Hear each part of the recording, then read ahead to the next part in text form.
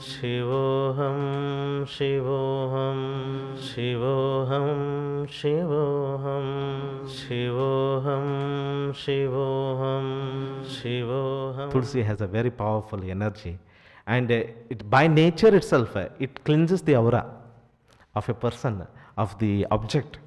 The Tulsi has a power to cleanse the aura, energy field of the person or the object.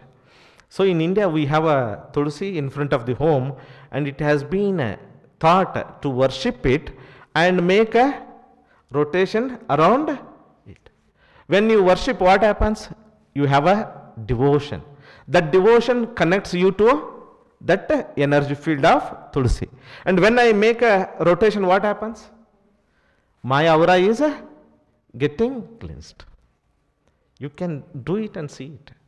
A simple Sri Vidya mantra with the Tulsi plant. See the results. You need to test yourself. All these principles, whatever our Siddhas has given, it's very important. You know, of course we have to test that as it is explained that Tulsi is going to manifest more oxygen, more ozone layers with this, but we have not tested scientifically. This is what our Siddhas have told that. But even as a spiritual person, your feeling will be the good test for yourself.